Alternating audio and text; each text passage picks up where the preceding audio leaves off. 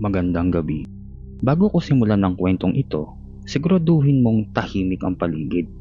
Baka gusto mong hinaan ng ilaw o baka mas mabuting patayin mo na lang ito.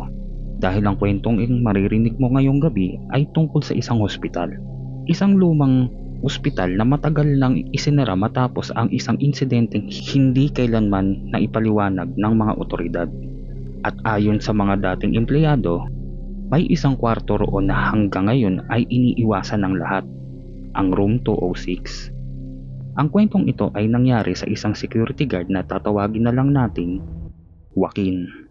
Bagong empleyado pa lang si Joaquin noon, unang linggo niya pa lang sa trabaho bilang night shift security guard ng hospital.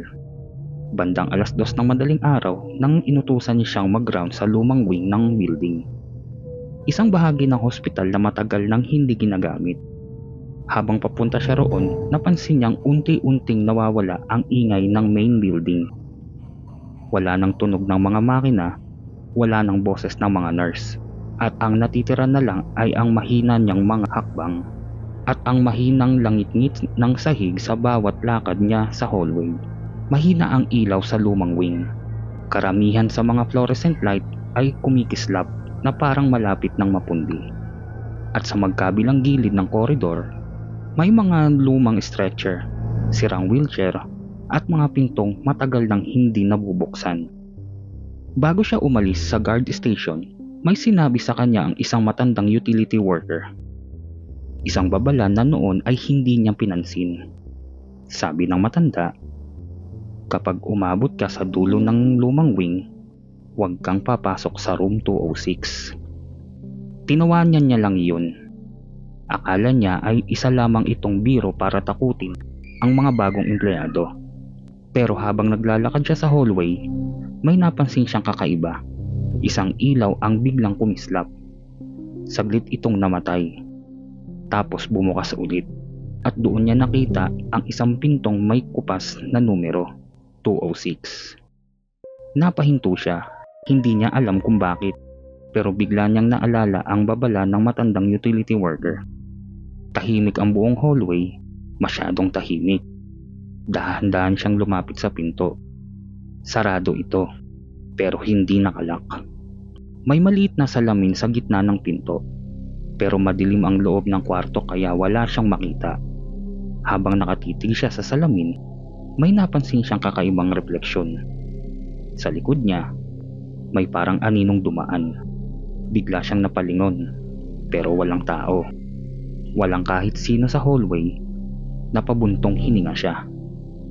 Siguro guni-guni lang. Kaya ibinaba niya ang kamay niya sa doorknob ng room 206. At nang ikutin niya ito, mabagal na bumukas ang pinto. Sumalubong agad sa kanya ang malamig na hangin mula sa loob. Halos walang ilaw sa kwarto. Tanging liwanag lang mula sa hallway ang pumapasok. Sa gitna ng silid, may isang lumang hospital bed. May kurtinang kupas sa gilid at isang IV stand na wala ng laman. Mukhang matagal nang walang gumagamit ng kwarto. May tao ba dyan? Mahina niyang tawag. Walang sumasagot, pero ilang segundo lang ang lumipas. May narinig siyang tunog. Parang tumutulo. Sinundan niya ang tunog hanggang sa gilid ng kama. At doon niya nakita ang likidong dahan-dahang tumutulo mula sa matres papunta sa sahig. Lumapit siya, pero nang masilip niya ang ibabaw ng kama, bigla siyang nanlamig. May malinaw na marka ng katawan sa kumot. Parang may taong nakahiga roon, ilang segundo lang ang nakalipas. At biglang, malakas nagsara ang pinto sa likod niya. Napalingon agad si Joaquin. Sinubukan niyang buksan ang pinto, pero ayaw nitong gumalaw. Parang may humahawak sa kabilang side. At doon niya narinig ang isang napakahinang bulong. Isang boses, malamig, mahina. Halos dikit sa tenga niya. Guard? Dahan-dahan siyang napalingon pabalik sa hospital bed. At doon niya nakita na ang kumot na kanina ay patag ay unti-unting umaangat. Parang may taong dahang-dahang bumabangon mula sa kama. Hindi siya makagalaw. Hindi siya makasigaw. At bago pa siya makatakbo, may malamig na kamay ang dumampi sa balikat niya.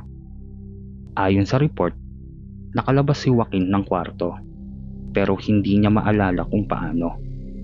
Kinabukasan, tinanong niya ang head nurse tungkol sa room 206. Tahimik lang ito sandali. Pagkatapos ay sinabi niya ang isang bagay na hindi malilimutan ni Joaquin. 15 taon na ang nakalipas. May isang security guard din na na-assign sa lumang wings ng hospital. Bagong empleyado rin. At ayon sa record, huling beses siyang nakita bandang 2:00 ng madaling araw. Sa loob mismo ng room 206, mag-isa. Pero nang tingnan ang CCTV footage, may isa pang tao sa loob ng kwarto. Isang pasyente na matagal nang patay. At ayon sa mga dating empleyado ng hospital, minsan kapag umabot ng 2:00 ng madaling araw, may maririnig silang mahina at malamig na bulong mula sa lumang wing. Isang boses na paulit-ulit na nagsasabi ng isang salita, "Guard." At hanggang ngayon, wala pa rin gustong mag-duty sa lumang wing ng hospital na yun. Ang room 206 ay nananatiling sarado. Walang ilaw, walang pasyente, at ayon sa management, wala ring dahilan para may pumasok doon. Pero may ilang night shift employees na nagsasabing minsan, kapag tahimik ang buong ospital at umabot ng 2:00 ng madaling araw, may maririnig silang mabagal na paglangit-ngit ng isang pinto mula sa lumang hallway. Isang pinto na matagal nang dapat hindi nabubuksan. At pagkatapos noon, may isang mahina at malamig na bulong. Isang boses na tila naghahanap ng tao. Kung sakaling ikaw ay magtrabaho sa isang hospital at ma-assign sa night shift, siguraduhin mo lang ang isang bagay. Kapag may nagsabi sa iyo na iwasan ang isang kwarto, minsan, mas mabuting makinig ka na lang. Dahil hindi lahat ng kwarto sa isang hospital ay para sa mga buhay. Magandang gabi, naway pagpalain kayo ng poong may kapal.